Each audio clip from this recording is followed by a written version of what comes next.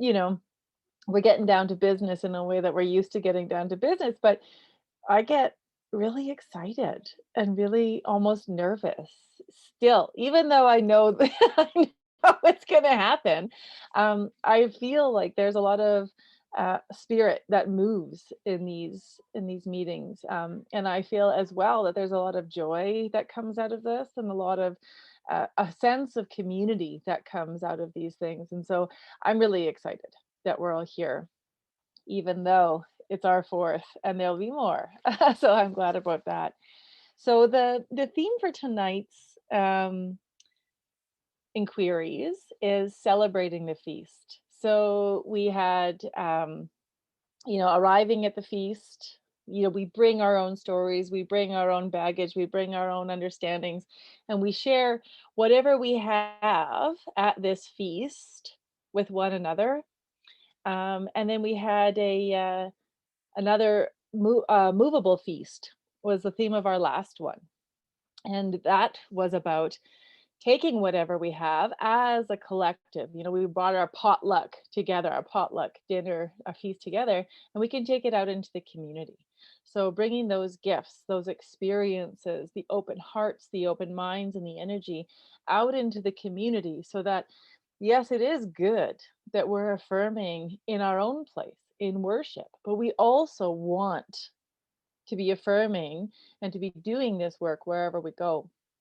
And tonight, now that we've arrived at the feast and we've brought it wherever we're going, we also need to remember to celebrate.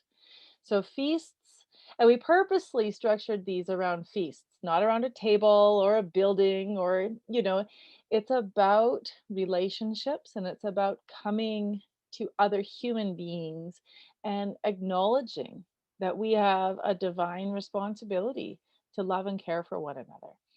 And we also have a responsibility for joy, for mirth, and for celebration. And that's what we're wanting to talk about tonight. Is that there's a real difference in being affirming and being tolerant.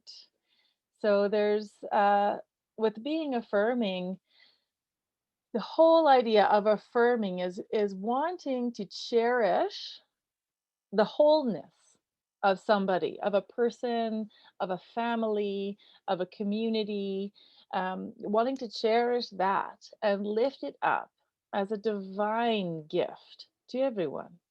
And so being affirming is more than, come into church. We're not going to burn you at the stake, or, nobody's going to tell you to leave. There's a lot to be said for tolerance. Absolutely. Where there isn't acceptance, tolerance keeps people safe for the meantime. But where there is only tolerance, patience wears out. Where there's celebration, that welcome never wears out.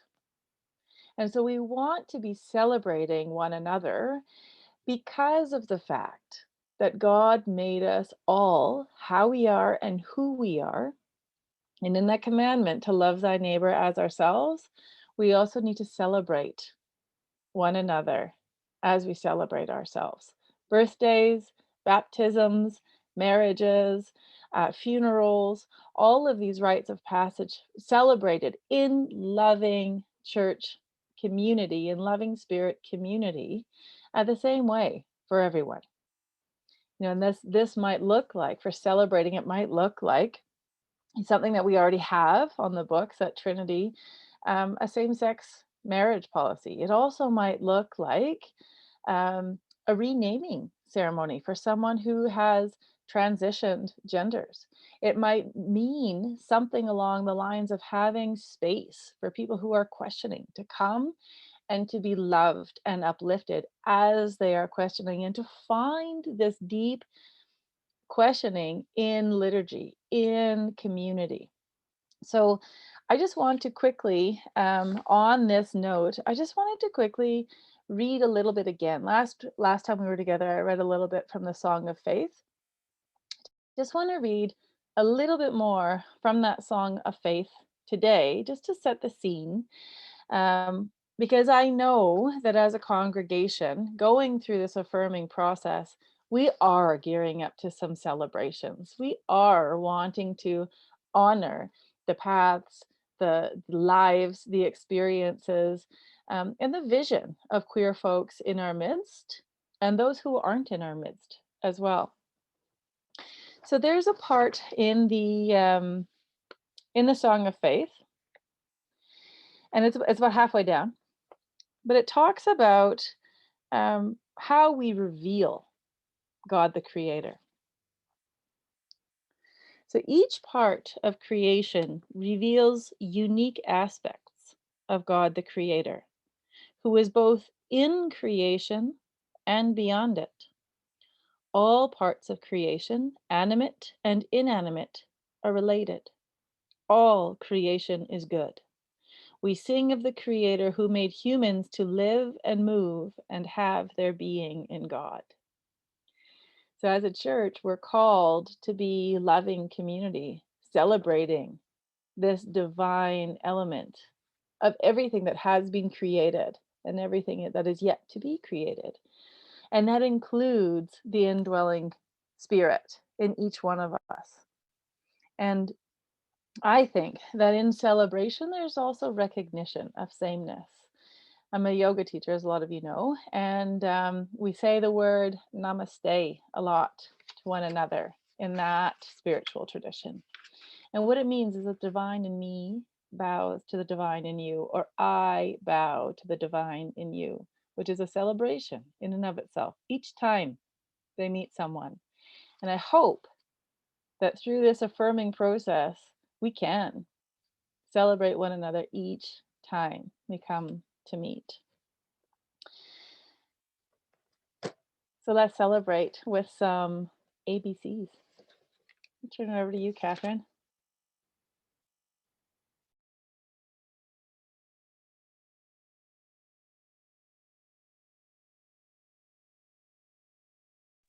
You're muted. Good. Yeah, I should know There better you by go. now, right? So just before we jump to ABCs, if you haven't seen A Song of Faith, so it's the contemporary way that the United Church of Canada has done a statement of faith, not a creed, something quite different from that. But you can find it there on the link. I posted it in the chat box for you. As I mentioned at the top when we started, each time we gather together, we call it the Affirming ABCs. It's also posted on our website afterwards, so folks can visit it anytime. It'll probably expand over time. Right now, it's mostly terms and kind of core concepts. It'll probably evolve like all things do. But here it is. As was the case with our first terms and concepts presentation, I will endeavor to use the most current acceptable terms. Additionally, there will be some language that is considered offensive and hurtful presented today. This is done in the spirit of representing the truth about oppressions still experienced by the queer community and their response to hatred. I want to start the next section of our terms and concepts with a brief piece of history. During World War II, just as the Nazis forced Jewish people to wear a yellow Star of David, they forced people they labeled as, quote, gay, to wear inverted pink triangles. Those thus branded were treated as the lowest of the low in the camp hierarchy, as one scholar put it.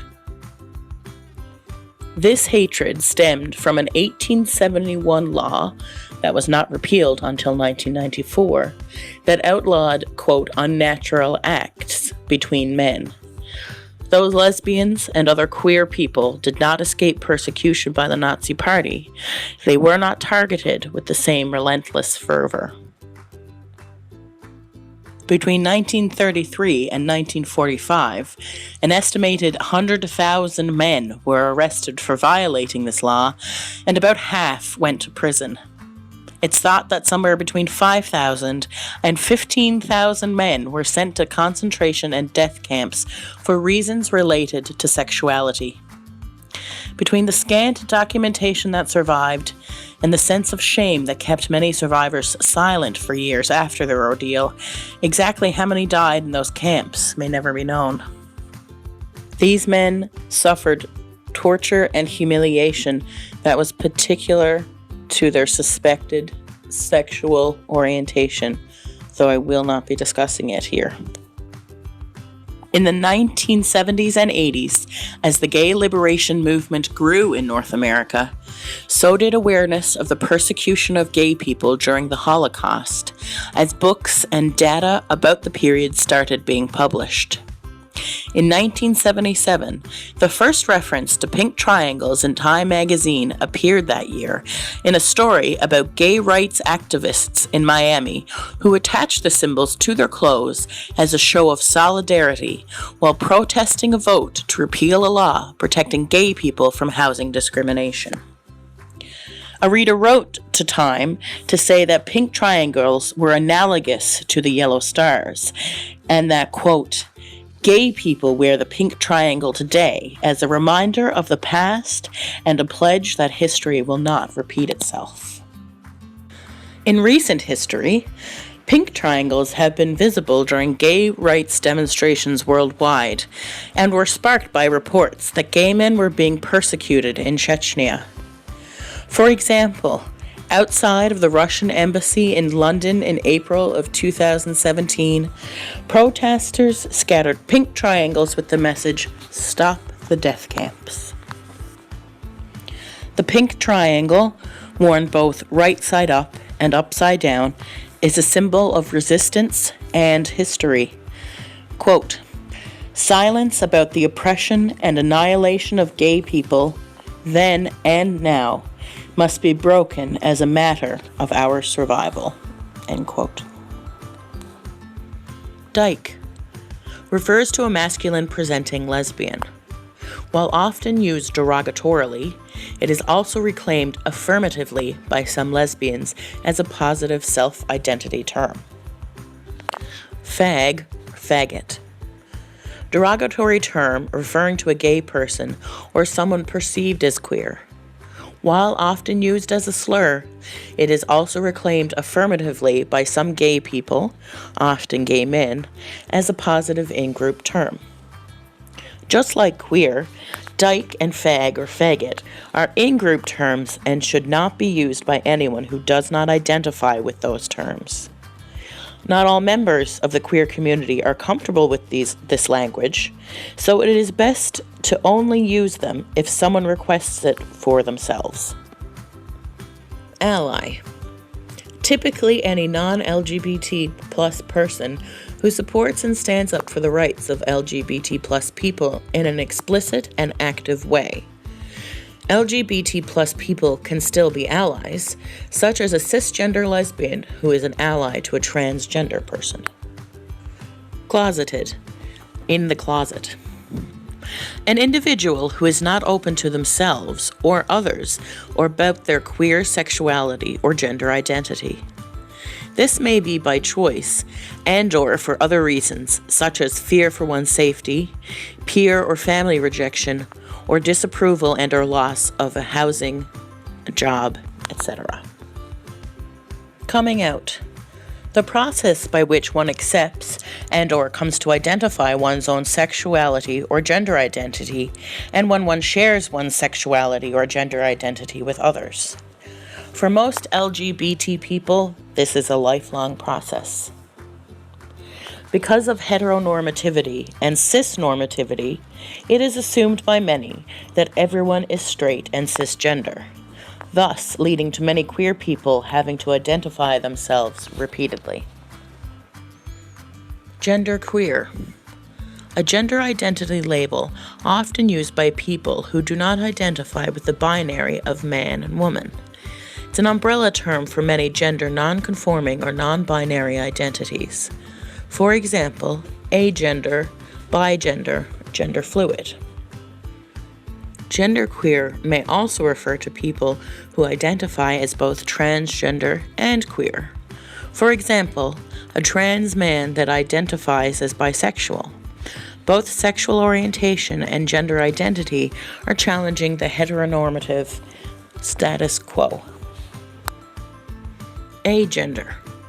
A person with no or very little connection to the traditional binary system of gender, no personal alignment with the concepts of either man or woman, and/or someone who sees themselves as existing without gender, sometimes called gender neutral or genderless. Bigender.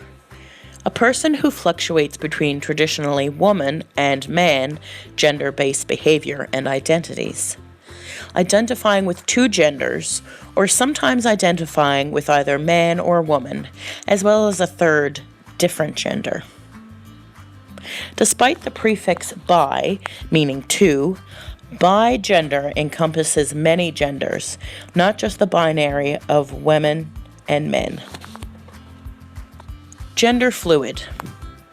A gender identity label often used by people whose sense of self in relation to gender changes from time to time. The time frame might be over a course of many months, days, shorter or longer, but the consistent experience is one of change. Gender fluid is a general descriptor for an individual's or society's ever-changing, i.e. fluid, embodiment of gender, in ways it affects us, or we express it individually. For example, someone might express gender fluidly, and or in how it is socially constructed. Social construction of gender is an ongoing, movable process. For example, it was once considered not womanly or appropriate for a woman to be a doctor and see a naked man's body. Caring for children was once a woman-only job, and it was considered unmanly to stay home while a woman went to work outside the home. Gender is not a fixed idea that you either emulate correctly or you are other. Gender is always in flux. Gender non-conforming. A gender descriptor that indicates a non-traditional gender expression or identity, for example, a masculine woman. A gender identity label that indicates a person who identifies outside of the gender binary, often abbreviated as GNC. This wording, though acceptable, has been challenged by some queer community members who oppose the idea that they must conform to a gender ideal to be accepted or acceptable. This wording has also been critiqued as setting up the cisgender identity as inherently correct and every other gender identity as other. Gender diverse is a better term to use for those who do not have this identity. Third gender. For a person who does not identify with either man or woman, but identifies with another gender. This gender category is used by societies that recognize 3 or more genders, both contemporary and historic, and is also a conceptual term meaning different things to different people who use it, as a way to move beyond the gender binary.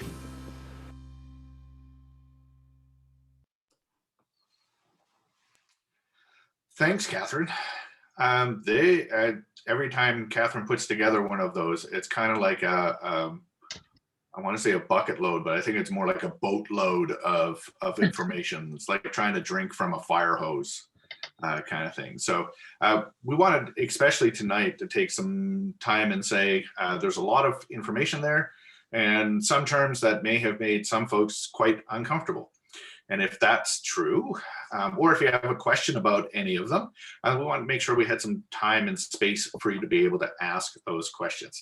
So that's what we're going to do for the next few minutes. If you have a question or a comment you'd like to share, and like I said, just raise your hand, wave your hand, do something to get our attention, and then we'll call on you by name, and then just get you to unmute your mic. While you're thinking about what you might want to say, I want to also say that Rocky is here and he's part of the leadership team as well. He just wasn't here when I named everybody around in the room.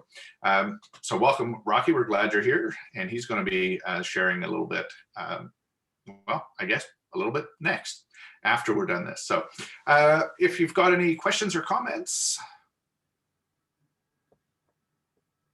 Heather, you just need to make sure you unmute. Perfect. Hi. Which is It's actually John. Hi, John. Yeah. Hi, everybody. This is the first time I've heard of third gender. Mhm. And Catherine, you spend a little bit of time describing what that might be, but I could use that fleshed out a bit more to understand what that actually means. Sure. Pre-colonial contact with lots of indigenous nations, particularly in what we consider South America now, in places like Mexico and further down, there would be a third gender. So people within the groups, in community groups, would understand themselves to be male or female, but then there was also a third gender that didn't mean that they were male or female, but it didn't mean that they were other either. It was a recognized category. Sometimes people who were third gender were like healers, considered you know, somehow more in tune with the spiritual world, or could more easily cross between sort of a spiritual or other world and the human world that they lived in. Sometimes it wasn't recognized at all. It was just a normal sort of part of society, and people just sort of existed. It's also been used in some contexts. Third gender has also been used to refer to men who have been castrated, who are eunuchs. Particularly, I know in parts of like feudal Japan and feudal parts of Asia, when as a way of asserting power over another man, some would be castrated. So and they would be referred to as the third gender because they were not seen as man or woman, but that was more of a punishment in some ways. Although in some ways, some eunuchs had very privileged positions within societies. So it really is very society specific, but in contemporary terms, there are societies that still use third gender as an understanding of people who indigenous people in North America might say two-spirit. You also, thank you, Kendra. Wikipedia is helpful. It's also in contemporary societies as an understanding of transgender people, and people who might still, in some communities, still hold a very high place, that they are, their presence indicates that they have some spiritual or some healing powers, that sort of thing. Does that make more sense? There's way more to it than that, but that's the gist. I just have one quick thing to add. One of the examples that I'm really familiar with on third gender, and I have no idea if I'm pronouncing this right. They're called, there is a third gender, is a community of people called Hijras.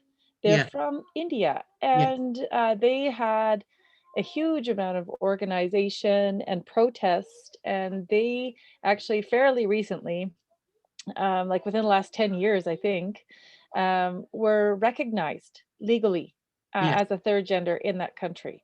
And so there are a number of historical examples, but this was one that I remember happening, and they made a movie about it, and it was at the Vancouver International Film Festival a while ago, about what these people had done and the struggles that they had gone through and how they were able to take that struggle to Parliament and have a third gender legally recognized in that country.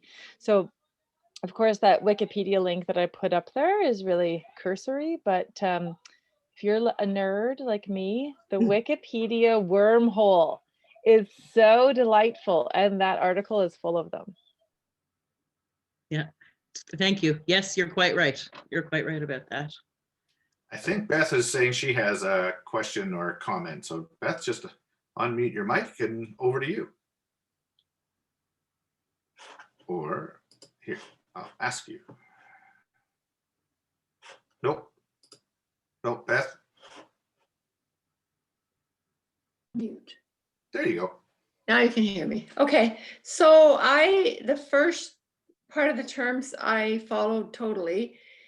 And then the last, I think 5 of them, I hope there's not a test. No. But I guess my question is, I'm trying to think, okay, so if I'm a wonder host at church, or I guess what I can't try to get my head around is, how does this, whether or not I actually know all those definitions, like, how might this impact my interactions with people in terms of them feeling welcoming at an event or at a church, or Yep. That's kind of what I'm struggling with. It's like, Yep, that makes perfect sense. how is this relevant, I guess, is what I'm trying to ask. Maybe. Yeah, I understand what you mean. There's a couple of things that go into it. I think one of the most important is that our language, the words we use every day, informs our actions. And that if you called everyone him, that would be incorrect, right? Or he. That wouldn't be true of everyone you meet in your life. It wouldn't be true to call grass that we all understand to be green, calling it purple, right? There's certain truths that you have to be aware of, and people's truths are that if you've been called he, but you really feel like she or they inside, being called he is part disrespect, but it's a dehumanizing activity, right? If your name is Beth, and if I called you anything else but Beth, which is part of your identity, you're Beth, right? Whatever that means for you. If I called you something else, you would lose part of your humanity, right? Because I can change my feelings about you. So I'll give an example. With that comes from history in terms of enslavement. So when particularly West African people were enslaved, it was done because there was an unwillingness to sit with people and see their humanity. They look different from us, therefore they are different, therefore they're lesser. That's based on a whole lot of things, but that was the idea. We see people as lesser, and therefore we can enslave these people in this particular sense, right? Well, if we see other people as lesser and we don't take the time to learn and see how they are different from us, and honor that difference from us in a way they want it to be honored, then we deny their whole humanity. So if I come to you tomorrow and say, I'm no longer Catherine, now my name is Keith, and you keep calling me Catherine, well, you've denied that I have a choice in what I call myself, right? A choice in that you deny that I have a sort of an agency, if that makes sense. In terms of interacting with people, it's simply to know that if someone says, no, I'm they, I'm not he or she, I'm they. Oh, okay, that's just another term you use for them, right? They don't want to be referred to as he or she, then referring to them as they or zir or here. There's a whole lot of pronouns. The point being that the more we understand about other people, and the more language we get, the more our vocabulary expands to include others, the more our actions expand to include others, if that makes sense. I'll jump in there and give an example too, as well. So had a really good friend of mine say to me that, and it's not just churches, it's, everywhere they go, right? They come in the door and they present as a male gender, right? That's how they present. And folks constantly say to them, oh, is your wife with you? Or is your girlfriend with you? And when Catherine talked about that ongoing process of coming out over and over and over again, that it's those kinds of little, some ways, little things, or they might look little, but they're not. So he's gay and is married, and he, you know, every time has to choose. So now do I say, no, actually, I don't have a wife. I have a husband, and they're not here because I came on my own for whatever reason. And in the internal conversation is always, is this safe enough space to do that? Do I want to do it? Is this something, you know, I need to do? And their frustration they'd mentioned to me regularly was, I just wish people would say, hi, great to see you. Because even going anywhere else, you know, do you have somebody else with you this morning? If you're a single person, then it's like somehow coming to be part of a group on your own isn't okay either, right? Like this is somehow Yes. couple normative, right? Kind of thing. So a very practical, I guess, example, Beth. If I can I'm just add going to to jump in. that too, the other thing that I think is really important, because I often get, oh, you don't look gay. I often get that one too. But I have, like, I know a bunch of non-binary kids, little kids. And I have friends who have non-binary children. And when we talk about the kids, we use they because the kids have asked to have that pronoun they. And people who aren't used to understanding the different terms and the culture that surrounds queerness and protection of that queerness will press to know whether that child has male genitalia or female genitalia. And so this is even for people who are not present, talking about a child and pressing to know whether which of the two genders that child is can have that same effect on a parent. Do I want to out my child? Mhm. Is this a safe place to bring my trans child or non-binary child? And part of the reason I think that it's really important too to learn all of these different terms and ideas is that when we hear a word, we might have assumptions about what that word is. Unless we hear that word in a space where we're encouraged with love to learn about it, we might just run on our assumptions. I mean, let's face it, we're all really busy. We've all read a book or two.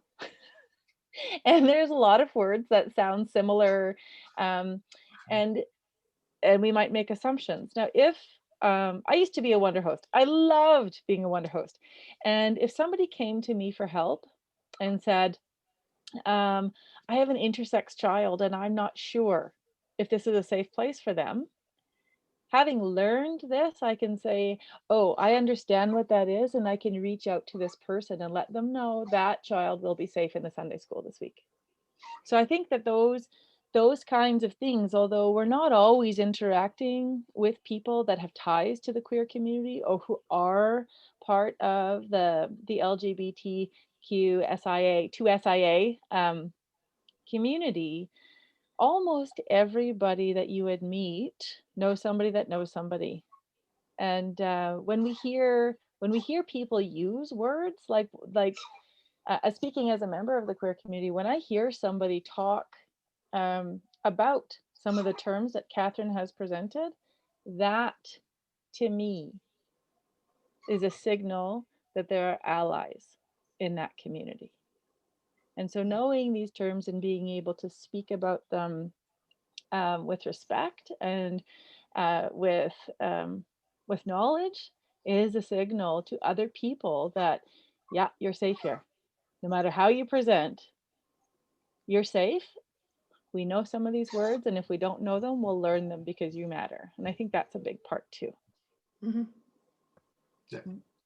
And with respect to the last few I understand it's a lot of information. This information I've presented has been collected over, years of study. This is not, I'm acknowledging that that language can be very difficult, and a whole new set of terms and the mindset that goes with them can be very difficult. The only thing what I will say is that the reason there are so many terms is because people's humanity has been denied for so many years. And so just like naming Black Lives Matter doesn't mean that no one else matters. It just means systemically, we've said that people of color are not as valued as white people. So we have many, many terms for people to describe their sexuality and gender identity, because for so many years, anything else outside man and woman is not a thing that existed.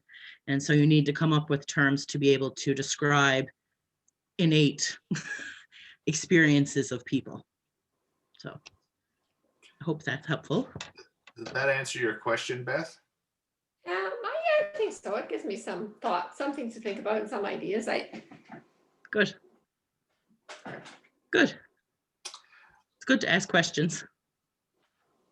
So does anyone else have a question? If not, You can always email Affirm at Trinity That's PG. Right. That's right. So we have an email address just for Affirming Ministry, and it's about as simple as it can get. It's affirm@trinitypg.ca. So if you have a question about any of this material, this session or any session, feel free to use that, and we'll get back to you as soon as we can. Rocky, you're up next. All right. And also, Beth, I think, just so you're aware, I'm not gonna say most, but a lot of gay people don't know what those terms are either. A lot of the terms are new.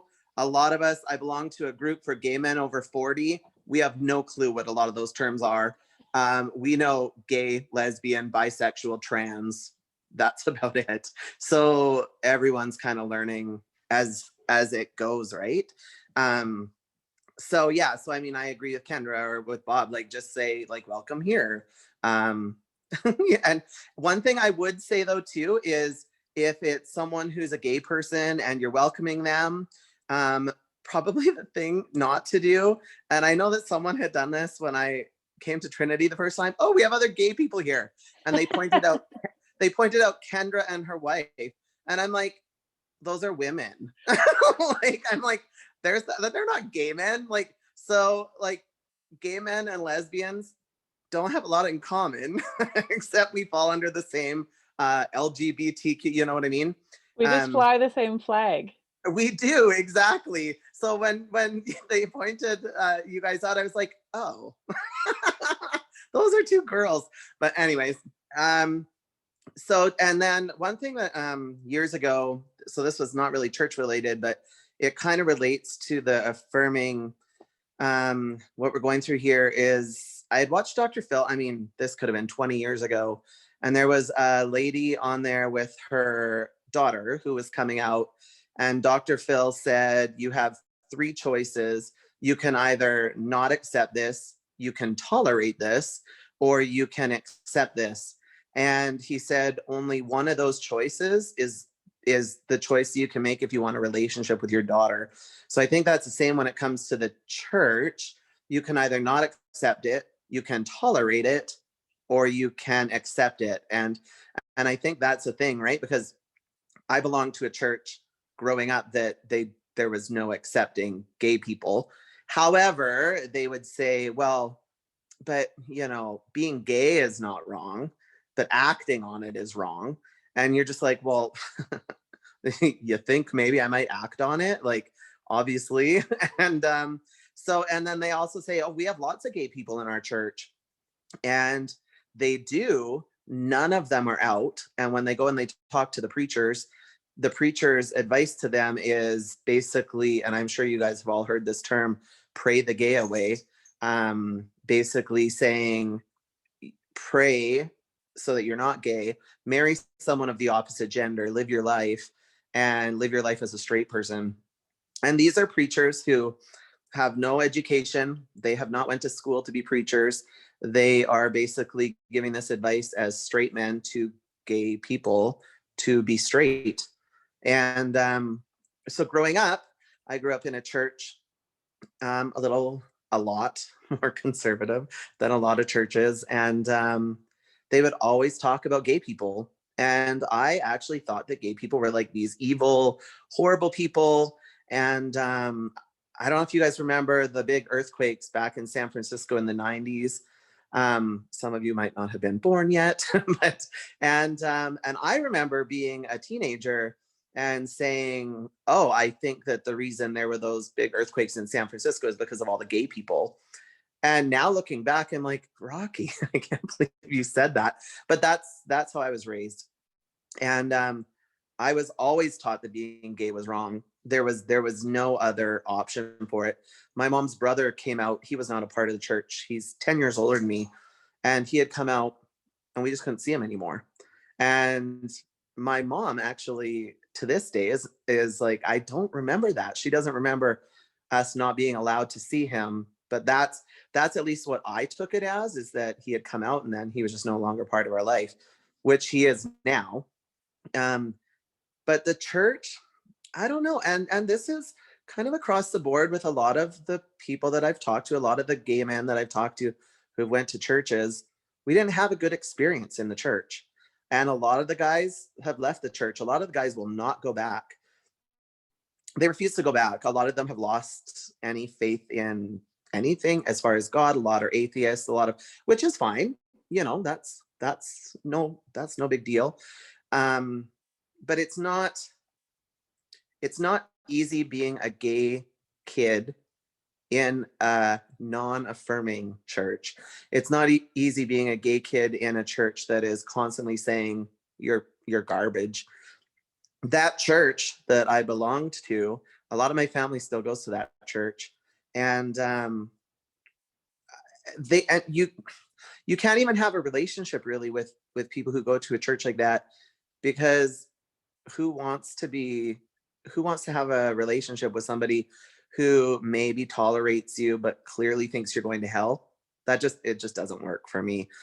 And so I don't know. I mean, I think that people in all churches don't quite realize the damage that churches have done to gay people and to our mental health.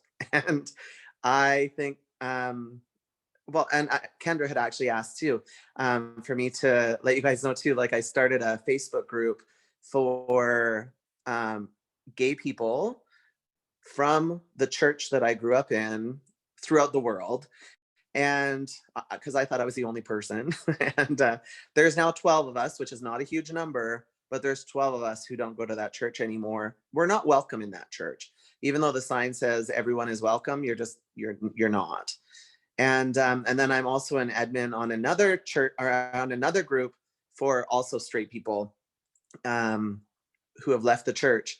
So just to show like the extremes of what harm churches can do to people, is that we have support groups for people who have left the church so that they can live their lives. And the reason that I started the gay group was because there was a lesbian girl from the church, and about 5 years ago, like she jumped off a bridge and killed herself. And it was hugely in part because of the church. And so that's why I started that group. And I'm glad I started that group. And maybe if that group would have been around, maybe she'd still be around today, right? But so that's kind of my story when it comes to the church. I remember being a kid, and I had heard about one gay guy in the church, and I was just in awe, right? Because I was like 12 years old and I heard of this gay guy, but all they did was bash him and say, this guy, you know, he, like, could you imagine being gay and all this? And of course I'm 12. I no, I can't imagine, but yeah, I can. And so I'd heard about him, and then I heard about one other guy who my aunt actually had dated this guy. And so when I originally came out to my aunt in the church, and she said that her ex-boyfriend was a gay guy, and that he had went and talked to the preachers. He now is living a happy life with a woman. They have 3 children. And so of course I jumped back in the closet because I thought that's what I'm going to do. And now I'm like, you actually can't do that. And if you do, I know a lot of men who are coming out now, not really in Prince George, but who are in their 50s and are in their 60s, and their whole life has, maybe parts of it have been happy, of course, but I mean, their life has been a lie too, right? And they haven't been able to come out, and that's just really sad. So I just think it's great that there are now 2 churches that I know of in Prince George in the north that are going through this affirming process, because that's fantastic. I mean, 10 years ago, if you looked online, you couldn't find anything, right? Like, church that is accepting of gay people. And someone would say, well, I know these gay people go to this one church. Well, that doesn't mean it's accepting. It means that they go to that church, right? Like, so anyway, so I think it's really cool. And like I said, so you can either not accept it, you can either tolerate it, or you can accept it and embrace it. And that is the only way that I think that any church nowadays, in the days of social media, I think that if a church wants to have gay people, they really need to get their crap together in order to welcome those people and not just tolerate them, right? So say, like, you're welcome here. Look, we are affirming. You're not just welcome here. We're like, that first church service that I was at Trinity, and Bob stood up there and said something about you're welcome, in the basically saying, like, no matter your gender orientation, your sexual orientation. I about dropped dead. I just couldn't believe that this preacher was saying these really weird words that really, resonated with me and made me actually feel welcome. That said, you also have your guard up big time, because you're like, okay, well, he's saying that, but then you look around the church and you're like, hmm, like, he's saying it, but maybe half of them don't really believe it, right?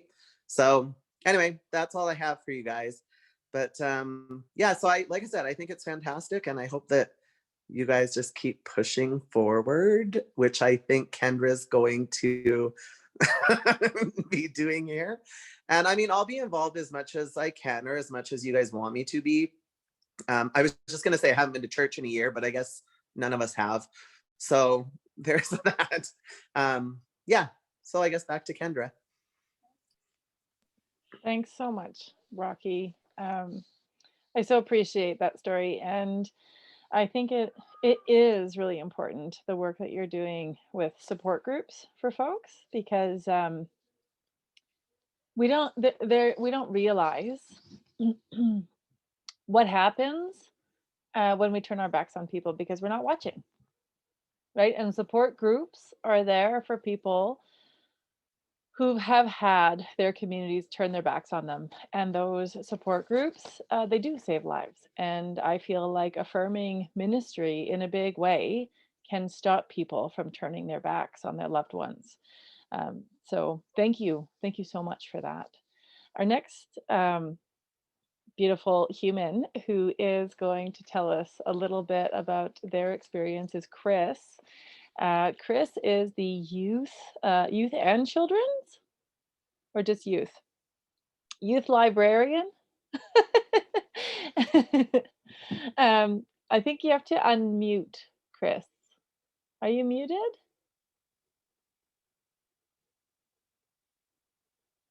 Oh, Interesting. Your audio is not working, Chris. Oh, I can just tell people how wonderful you are until your audio gets going. How about that? Okay. Oh, no, we can hear you. Now you can tell us how wonderful you are. So Yeah. Chris is at the Bob Harkins branch of the library, and he does a lot of work there with youth, and he runs the Teen Alliance. So I'm just going to hand it over to you, Chris, and you can talk a little bit about your experience and some of the history of the Teen Alliance and what it means to have these affirming spaces for youth. Okay. So yeah, a little bit of a candid history. So uh, am the teen librarian, though we're technically shifting. So I'm the community engagement librarian now, but my specialty is 10 through 18. And so, well, I guess I'll explain the program and then sort of give a bit of background to it. So the Teen Alliance was rebranded now probably about 3 years ago. And before that was the Queer Straight Alliance, and then had initially started as the Gay Straight Alliance. Now there's a whole sort of evolution and revolution happening within that. There were a lot of GSAs, and now there's sort of discussion about just calling it gay not being a full representation of what these clubs are about. And so it started in 2013 at a time from everyone I've talked to was a point in Prince George history where no other schools, high school or elementary school, had anything of this kind. And so the person who started it was Michael Cruikshank. So he's was a teen library assistant who's now back in Ontario, but like this was his passion project. And so it started really loud and proud because this was the first sort of affirming space for queer youth to come to in Prince George in 2013. And so it blew up. And thankfully since, you know, my numbers have gone smaller over the years, but I also know it's because almost every single high school here now, if I'm not mistaken, and probably about a third of the elementary schools are starting to get their own QSAs going. And I think it's absolutely brilliant. And you know, when I read your email, Kendra, about affirming spaces, I'm so glad to see that they're everywhere. And it's so very important because, you know, I will always argue that for the queer community, one of the largest and most important things, as Rocky and everyone has sort of alluded to, is community. And community comes in many shapes and forms. Most importantly, you know, in the form of church. It's a very large community that people turn to at any single time in their lives.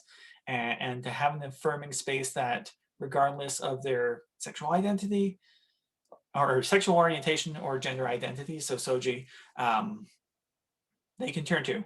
And so when Kendra told me about this group, I thought it was absolutely brilliant. And I've been attending the past few ones now, and I absolutely love seeing it. And to Catherine, thank you for putting together those notes. I too also learned new terms. And I would like to consider myself an academic in this, and even some of them I was going, I've never heard of that term. So yeah, it's nice to know that there is this community here and existing. So yeah, back to Teen Alliance. Sorry for the ramble. Is the QSA is still going strong in 2021. We are virtual now, so it is run through the library every 2 weeks through Discord. And really the way I've shifted it is it's still embedded within the SOGI framework, but I've opened it to all. I want to make it a welcoming space so that, you know, when you think of sexual orientation and gender identity, it's not just the card that you wave to say, hey, I'm part of this exclusive club, let me in. It's meant to be a space where I want to encourage all teens from all backgrounds to come in and not have to see one another as this or that. They can just see themselves as people. And yeah, that's basically the history and story of Teen Alliance. So I just want to thank you. Thank you so Yeah. much for that. And I just want to ask a couple of questions around the ages of the kids that come in to the Teen Alliance. You said your specialty was from 10 to 18. Mhm. So I'm just wondering of what are the age span of the kids who come to those meetings or to your events? To my events, so typically 10 through 18, but I'm not, for those who really need it, if they're 8 or 9, because believe it or not, knowing oneself doesn't start when you're a teenager. It can happen a lot earlier. I always make exceptions to that, and I've also fought really hard for there to be more representation for those who are 18, 19 plus, because especially in a community like Prince George, it becomes really difficult. There's that weird drop off as a queer youth, youth extending up to 30 years of age, technically, where suddenly there aren't necessarily those supports anymore. You're done high school, you've aged out of library programs, and suddenly you're 19, 20, and you're like, well, my age has gone up, but I still identify as part of this community. That's not going away anytime soon. So I've really advocated, or trying to advocate at the library for more programming. And again, with that perspective of let's put identity background aside, and let's just focus on the people. Mm-hmm. And so with kids being as young as 8 or 9 and as old as 18, what in your experience, what are these young people looking for? Like what sorts of questions do you get, or what sorts of needs do you see these kids coming to have filled? They just really want the space that they can be themselves. Yeah. Depending on where you fall, it's a space where you can just be you. It's a new space that you can come to where perhaps your dead name is being used constantly. You walk into that space and you can say, no, I'm this person. And because nobody else knows you there, they're only ever going to know you as that person.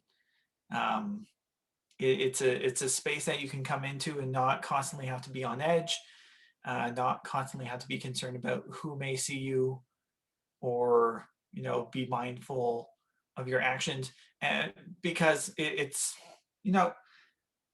difficult being a teenager, and I know I say that now, as a 30 something, but with every year and every generation that goes by, it becomes more and more difficult to become a teenager.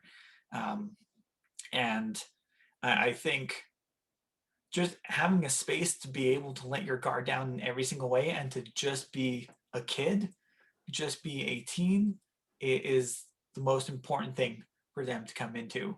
And to have safe adults. They may not always talk to you, they may not always feel comfortable talking to you, but just having an adult there who comes up to them and says, how's your day? Or how are you doing? Or, when they're upset, even if you don't have to pry. I know adults, we love to pry, we like to dig, especially as a librarian. I need to know the answer to everything right now. But just being able to say, hey, it looks like you've had, a rough day. If you want to talk about it, I'm here. If not, that's totally cool. And you just put the offer there in their court to the side. Yeah, sorry, Beth. I'm not getting a picture of what the group is. Like if I knew a teen and I said, you could go to this Teen Alliance group at the library, but like, do they talk about a library book? Do they just talk? Do they do a craft? Do they do an activity? I have no concept about what the group. Can anybody just drop in? Yeah. So I can actually, I'll pass on the information to you, Kendra. Sorry, I should have done so ahead of time. And I can post a link in the chat after this. So the group itself, because of COVID and because it's more virtual than before, it's, every 2 weeks is something different. I try to have a variety of things going on.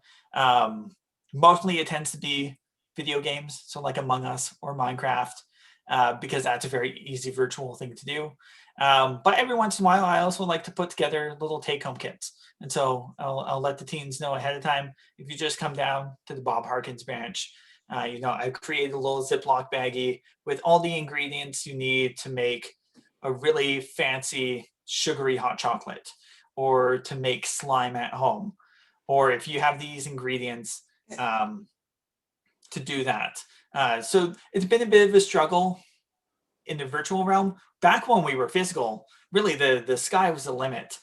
So every 2 weeks was something different. We did movies, of course, games, but I also had speakers come in from different community groups, to talk about healthy relationships, to talk about mental health. And then there were also pizza parties. Teenagers love to eat. No. That will never change. Yes. So, yeah. Okay. Thank you. That's great. Thanks so much, Chris. I so appreciate all the work that you're doing in the community, and I really appreciate you coming and sharing that with us here. It's a piece of sort of queer history of this city, right? You're the first USA in the city, and as well, it's a part of the network that we're hoping as an affirming congregation to belong to. So thanks so much for coming in. Fleming, do you have a question quickly before we move on? Yeah. Well, I just want to thank Chris Oh, for thank the you. presentation, because it really made me think of, like, in the congregation, having sort of that affirming ministry. You know, what he's doing reminds me a lot of youth group. What we often would do in the church is youth group. Like, we run that for kids 8 to 13, I think, in our church. And to be able to say that this is a safe space, for you to come into, right? Whereas, people are going to all these other kind of Christian youth groups and they're getting all these other messages. So I think, yeah, what great that space exists at the library. I've always been sort of in awe of that, as being kind of ahead of its time in a lot of ways. And yeah, so just thank you for what I would call ministry that you do in the community there. Yeah, keep it up. Thank you. It means a lot to hear, actually. That's good. Thank you so much for being here, Chris. And then Chris has said that he'll post a link in the chat, and we can also put the link up on the affirming section of the website for Trinity. So anybody who's looking for that space can find that information there. Thanks again. Yeah. So I just before we go into the Bible verses, I just wanted to read one more short portion of the Song of Faith. And the reason why I want to read that now, after hearing Rocky and after hearing Chris, is that we're really, as part of this affirming theology as celebration, it begins with seeing that other person as wholly themselves, and as a sacred being that's worthy of love, that's worthy of light, and that we want to lift up.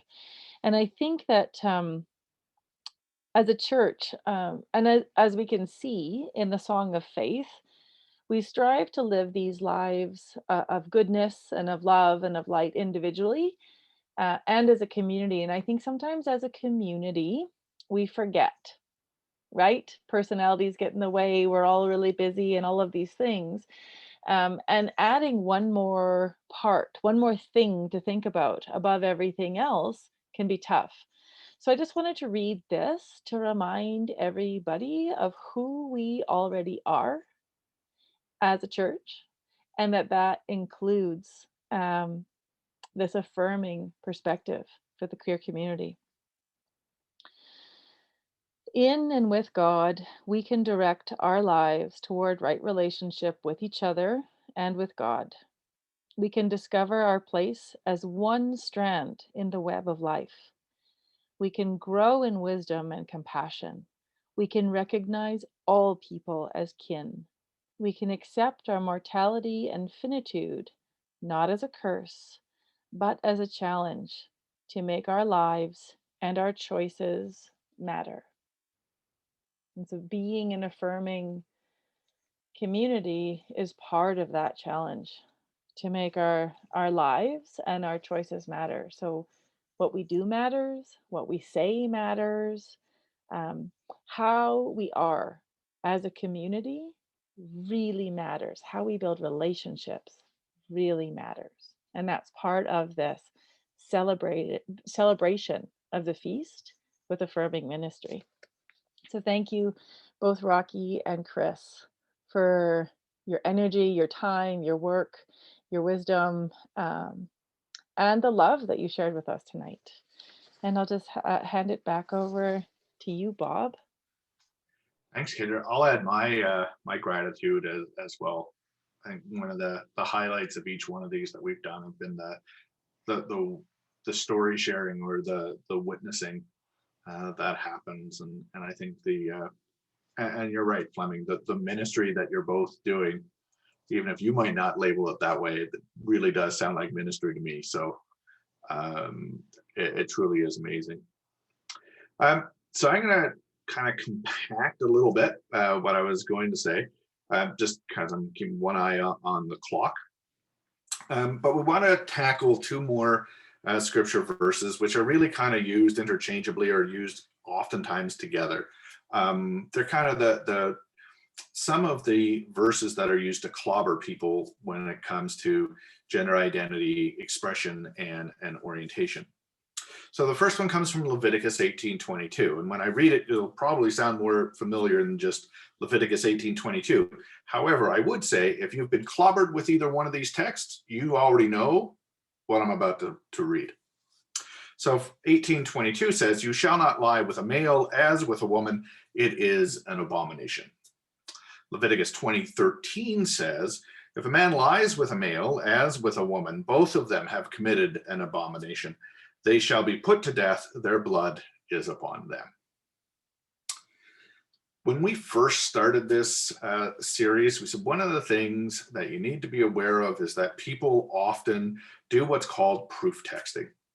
In other words, they've said, I have a notion that I want to find supported, and I'm going to comb through all the verses of the Bible until I find one that supports whatever it is I need to have supported.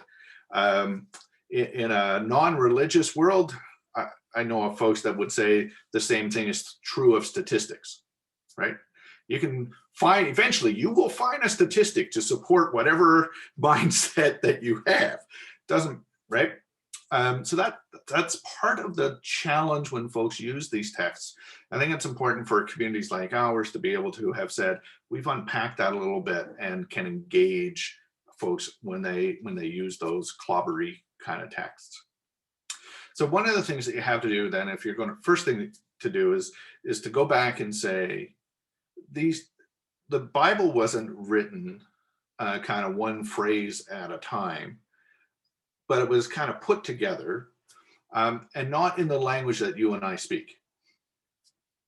Put together to tell a story, put together for a purpose, for a reason. It was structured a certain way. Certain things were included, certain things weren't. And when we read it kind of with our own sense of who we are now, we often project ourselves into the text and kind of force the text to say stuff that it doesn't really say. So one of the first things to do is to say, well, what was the context of the original text, or at least as we're reading it in English, what was the context of the other verses all around it? If you go back and look at this section of Leviticus, commonly known as the Holiness Code, it really is laying out how the Jewish people, how the Israelites are going to be Jewish. Right? It says, this is how you're going to set yourself apart. And these things are going to be what you use to define the community. So one of my challenges that I often say to folks when they kind of quote these sections of Leviticus, I'm always struck by how Christians particularly quote parts of Leviticus and then completely ignore everything else. Right? So proof text, right? Oh, there's that bit about men lying together, and that's an abomination. We pull that out and we put it on a t-shirt, right? Put it on placards and that kind of stuff. I'm like, well, why do you ignore the rest of Leviticus? So as an example, other things that are also labeled as an abomination that folks don't seem to have the same challenges with would be things like charging interest on loans in the First Testament is labeled an abomination. Burning incense is labeled an abomination. Eating pork, rabbit, or shellfish is also labeled an abomination, just as other examples. But it's also been translated. So one of the challenges I think we have when we do that is we often kind of say, okay, so here it is in English, this must be accurate, and we don't ever question the translation. If you've ever done any learning of another language, you know that when you translate things from one language to another, you have to make choices, right? This word can mean 10 different things. I'm going to choose in my translation to use it this way. And that might be accurate, but it also might not be accurate. So one of the challenges, particularly when people pull stuff out, is that they're making decisions in those kinds of translations. So here's some pieces as background to this. The first one is that the word male, zakar, Rabbi Dr. Michael Samuel talks about how in this reference, the way that word zakar is used, it's not just to mean men. It's not a term that's used to refer to adult men, but men of any age, males, young and old. So there's some reference here to males, not just men. And there's a very particular reason that word is used in this context. That's the other piece about Leviticus. It has an economy of language, right? How can we say this specific thing in the fewest words possible? That's pretty much Leviticus in a nutshell. So there's this notion that there's something going on about male, whereas the word that's used for woman is exclusively means adult woman. So an adult female. Males of older or younger reference only to adult women. So that's one piece. I'm going to kind of try to tie these things together and then give you a different kind of way of looking at this particular piece. K. Renato Lang talks about the word lyings and how it is used. And we tend to think of it as just being, well, whenever a person lies with another person in scripture, that's always code for some kind of sexual activity. Kind of the same way when we talk about, well, they knew one another, kind of wink, wink, right? Like, that's what was really going on. Or, they looked at one another's feet, right? Like there's all kinds of code language going on. The term lyings here is actually used in the plural. We often translate it in the singular. A man shall not lie with another man. But it's really lyings, and in English that doesn't make sense to us. But in Hebrew it does. Because the other places that the term lyings is used sometimes has a sexual connotation to it, and sometimes doesn't.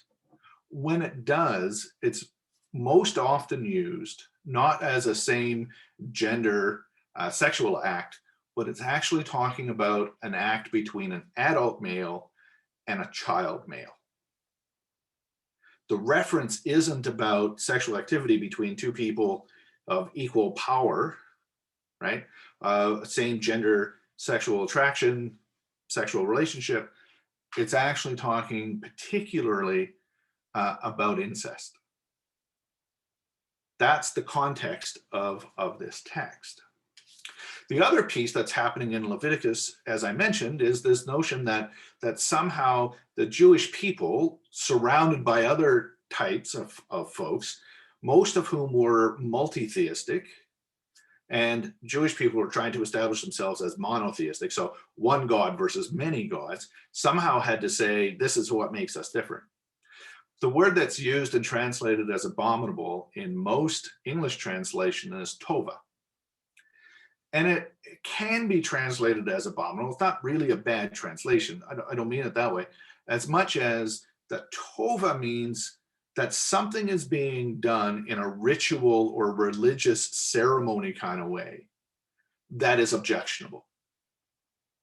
And so if you think about that time period in human history, there was a lot of things going on around temples of other faith traditions. Even within Judaism, there was a lot of things going on around the temple.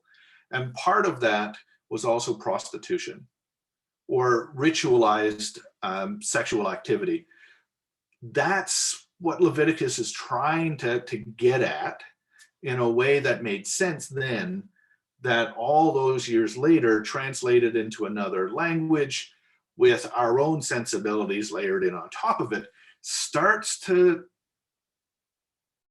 potentially look like it's saying something else, when in fact, a better translation of either of those two verses would be something like this.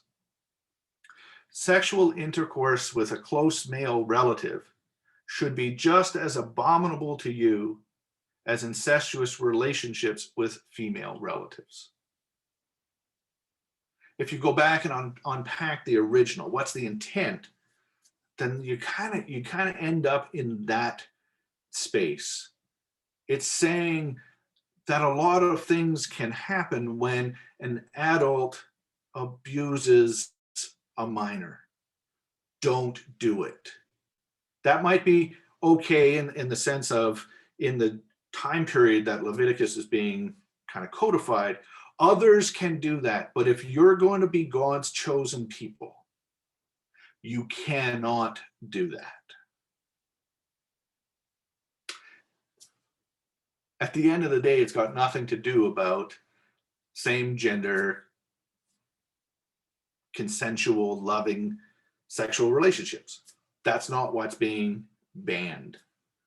What is being banned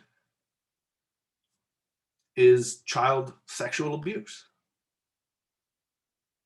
And setting it up in a very clear way that for those who follow Yahweh, that's not to be tolerated. Like so many of the other texts we've looked at, when you take them at face value, the way people pull them out of scripture and take them out of context, you can easily kind of put a whole construct and a whole theology around them. But when you start to pick it apart like the layers of an onion, you quite often discover that the way that particular verse is being used doesn't actually line up with the tradition around it in things like the Talmud, that ongoing discourse around these texts. It isn't how those within the tradition necessarily understand them either. So that's two more texts that are used to clobber. At the end of the day, I would argue they're not being used in the way that they were initially or originally written or meant to be used. They're being used to support a kind of theology that I think is damaging. A lot of information, again, in a short period of time. So I'll pause there and say, if you have any questions or comments, then ask away.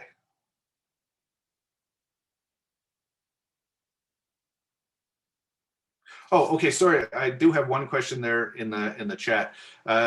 Judy Thomas asked, so how did it get misconstrued? I think it gets misconstrued when people go to the scriptures and there's nothing clearly that's said about something, but they really want to say that God is on their side and that scripture supports whatever it is they're thinking. So the same way that scripture was used to support slavery or abuse of women, then that people go to scripture and they go, oh, see, here's this text, and I don't really care if I'm accurately using it or not, because I need it to support my worldview. And then that's how it gets misconstrued or misconstructed.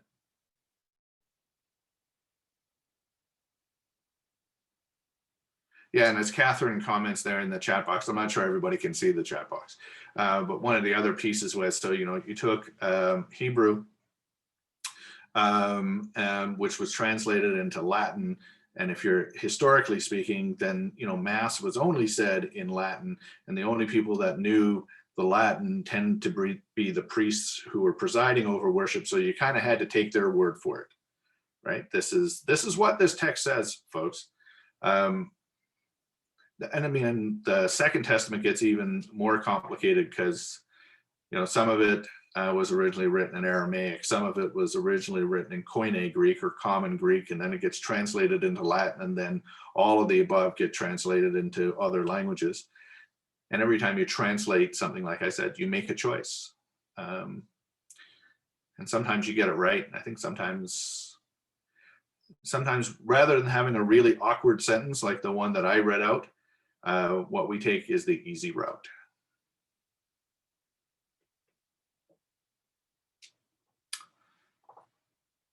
Any questions, folks? Going once. All right. Each time we gather together, we have ended our time together in a short worship experience. We're going to invite you to do that now, join together with us in worship. One of the things I think is important as an affirming ministry to do is to uplift musicians and content creators who have experienced what is very much Rocky's story in many ways, their own version of that. And so one of the piece of music this evening we're going to share is from Jennifer Knapp. And if the name isn't familiar to you, in the kind of evangelical fundamentalist circles in the United States, she was kind of a superstar, right?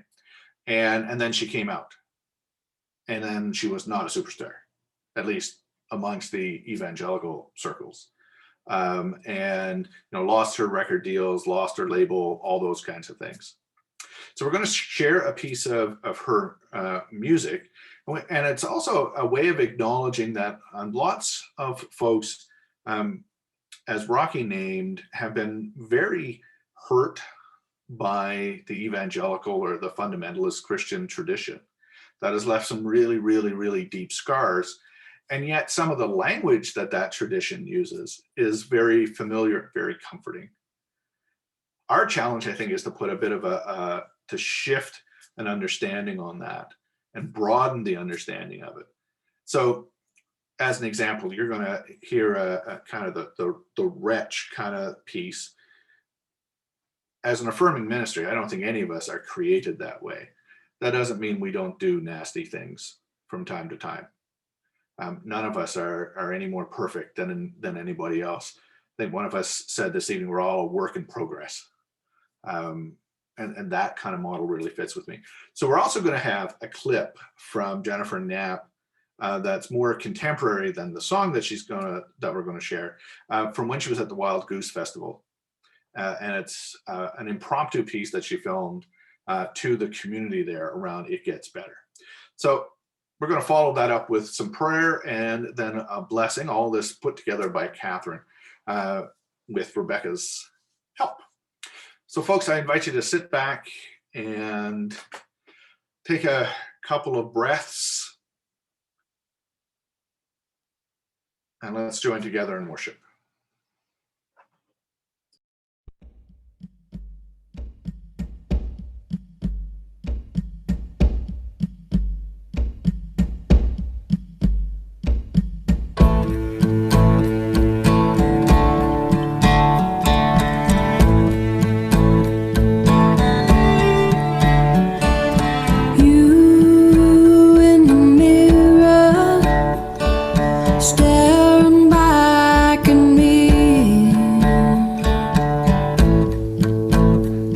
Conscience, let me be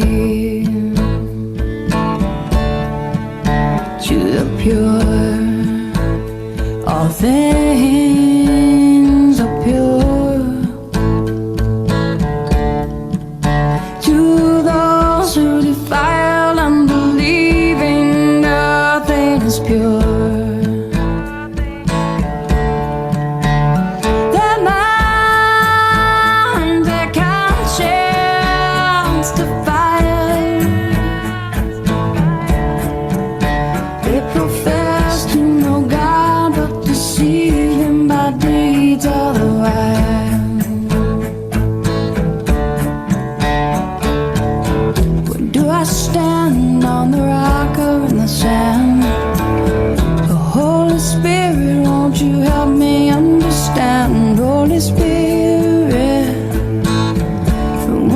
say a prayer for me.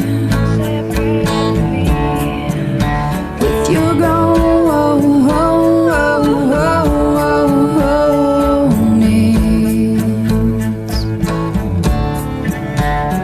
my mind, my conscience defiled. Send the blood of the Lamb, don't leave me in exile. What was that promise on the cross at Calvary? Confess the Lord, and the truth shall set you free. Yeah, yeah, yeah, yeah.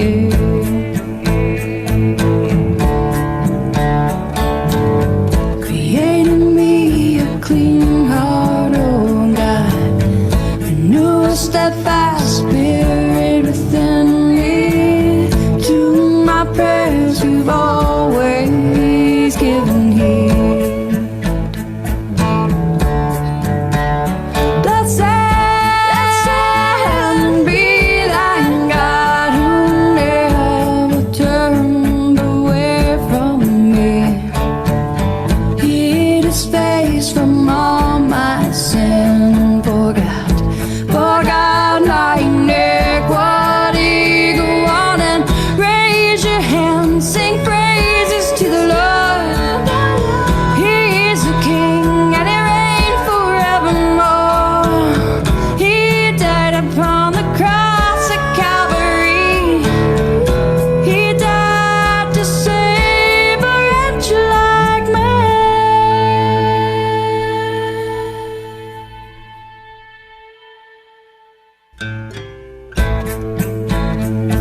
Yeah, yeah, yeah. Ooh,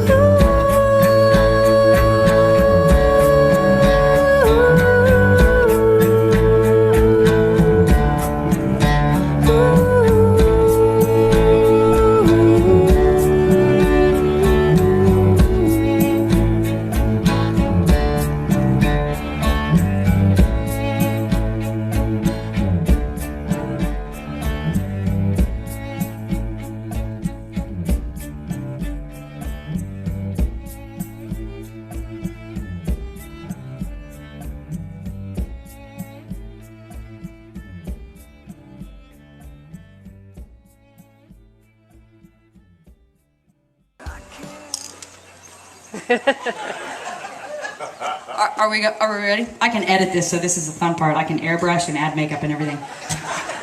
Hey, I'm Jennifer Knapp. I'm hanging out here at the Wild Goose Festival celebrating art, music, spirituality. And I just wanted you to know that you're a child of God. I'm a child of God. No matter what your sexual orientation is, you are a child of God. I want you to know that it does sincerely get better. And there are a lot of other people here at this festival that would like to tell you that it gets better as well. All right, God bless you guys. That's beautiful. All right, you make it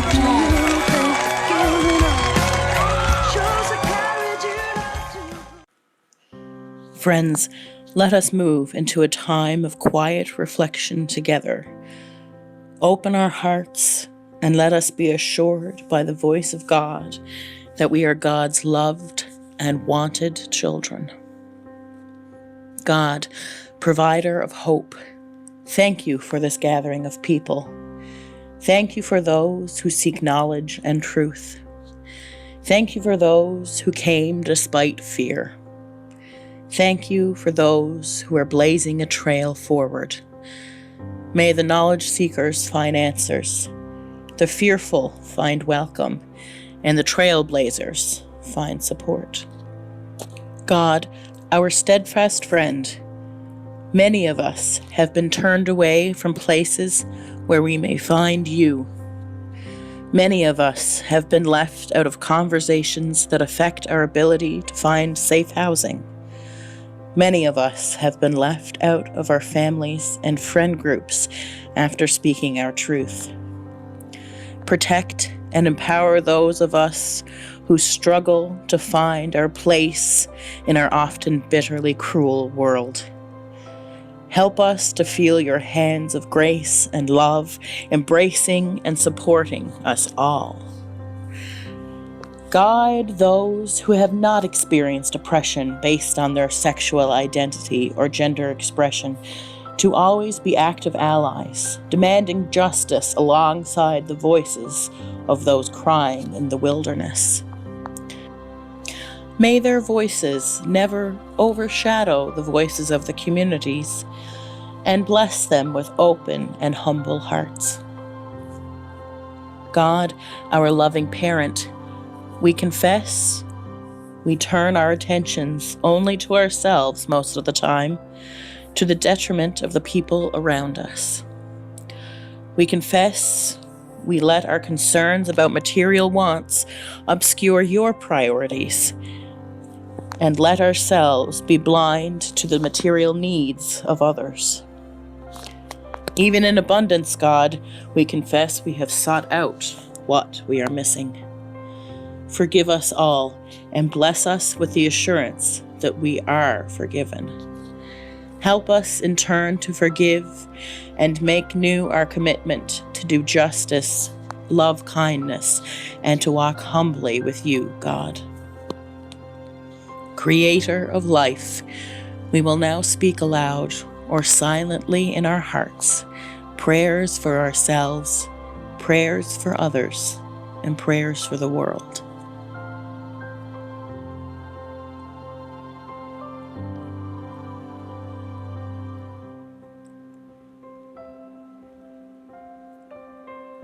God, fountain of endless, unconditional love, bless us all in our daily lives and help us to feel your kind, devoted presence at all times.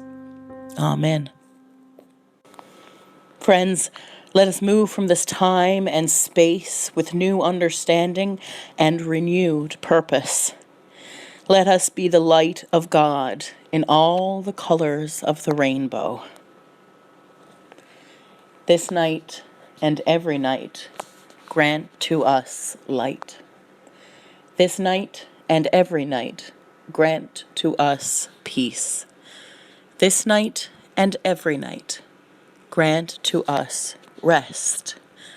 This night and every night, grant to us grace. This night and every night, grant to us joy. Amen.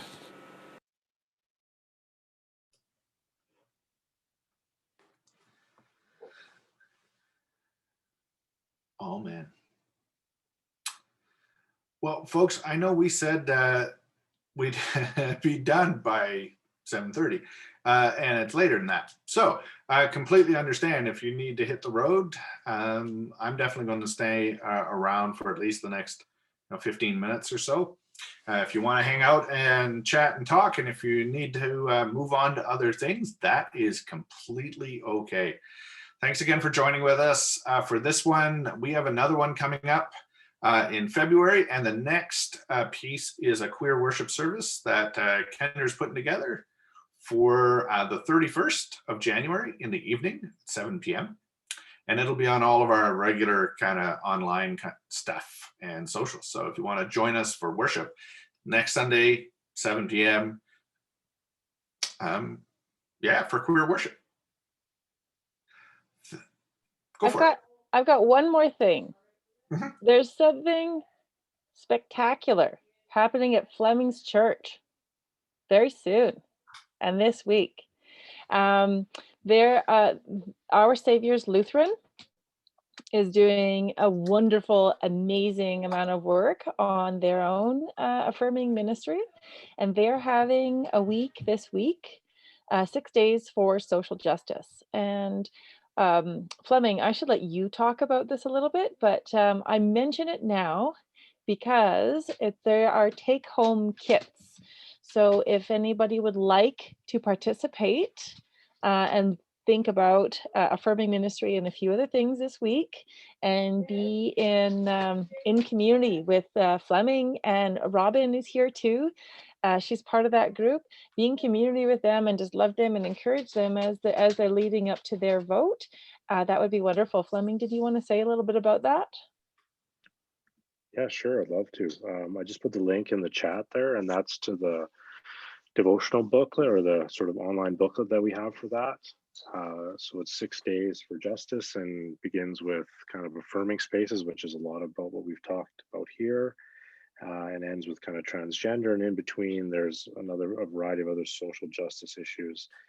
And in the intro to the booklet, it talks a bit about intersectionality and all these issues that we're facing, that we're sort of fighting for, are interconnected with each other. So it involves a booklet. There's great resources in there. There's some prayers for each day and a challenge, some petitions to sign, different things.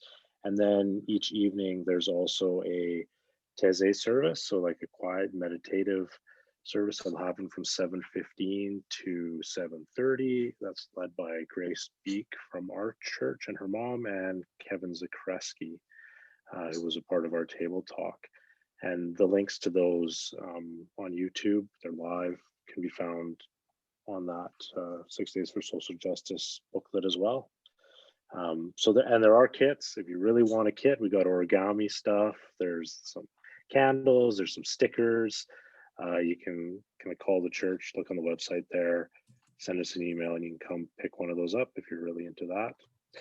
Lots of fun stuff to do. So, and you can see the giant rainbow heart when you come to pick up your kit. That's right. You can see the giant rainbow heart, which we're loving. So yes. So thank you, Kendra. I don't know if Robin wanted to add anything. There, Robin? I'll just add, it'd be wonderful if any of you are free and can join us. We'd really appreciate having you attend.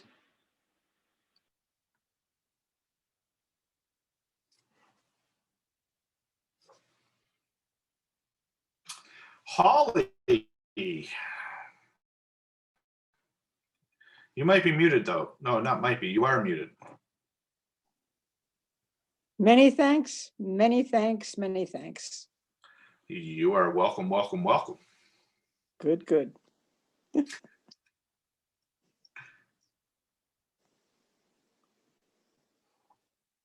And if anybody wants to come to chair yoga, we'll be having chair yoga tomorrow at 10:30 in the hall. Thank you. All right, see you, Holly.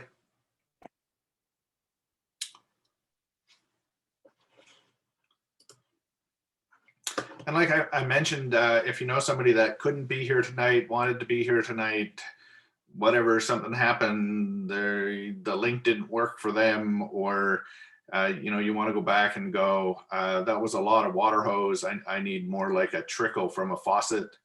By the end of the week, this one will be added to the growing list in the archive on our website. So you can have just the ABCs, those are posted on their own, or you can have the whole thing. And that archive is posted on its own too, as an ongoing resource is the idea.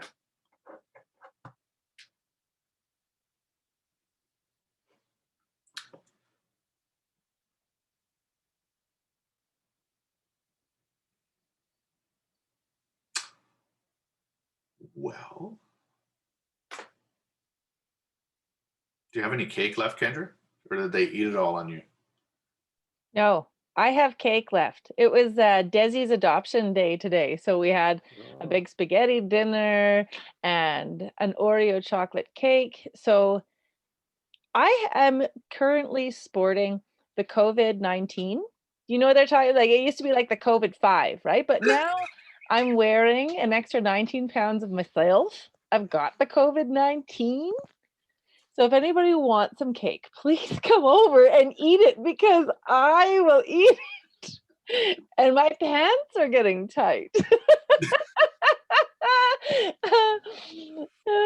And the other good story about the spaghetti dinner tonight is that Shona a few years ago got this bonus for work where we could buy new appliances. And she was obsessed with the idea of having an induction stovetop. Mm-hmm. So we got one and it's amazing, but from time to time it just blows up. So this so this is the second time that it's blown up, and it's a monster. You have to pull the whole thing apart, and the parts for it are so expensive, and there's only one guy in the city that can fix it. Anyway, so he came over and says, "Yeah, yeah, same thing. I'll order the part." And then Des says, "Yeah, I want spaghetti." So how am I supposed to boil spaghetti with no stovetop? And I dragged our camping stove out and brought out the propane and set up our camping stove in our breezeway so that we could boil Desi's spaghetti outside at -10. So, I mean, it's adoption day, right? You got to do it. So come over. There's spaghetti and cake. Please come. Oh, I think that's awesome. As long as Sam Jam the pug is still there, I'll be there. Sam Jam!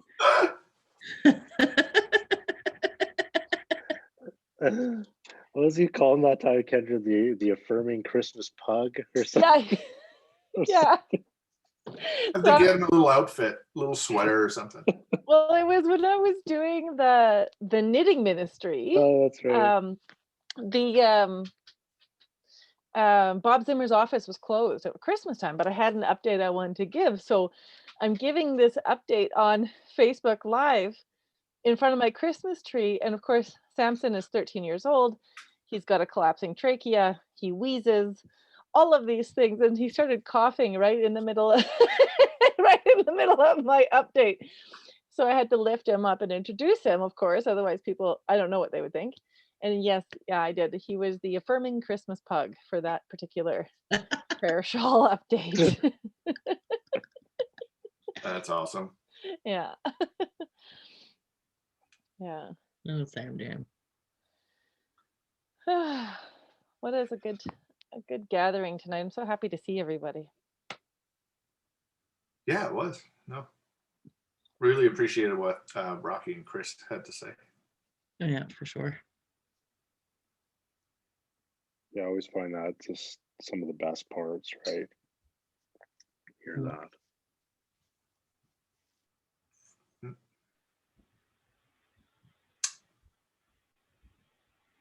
Well, folks, unless someone's got a question or a comment that they really need to share in this moment. You're all the best, and I love you. Thank you for coming. You're all wonderful. Well, on that note, blessings, folks, and we'll see you soon. Thank you so much. Thank you. You are Thank welcome. so much. See you soon. Yeah.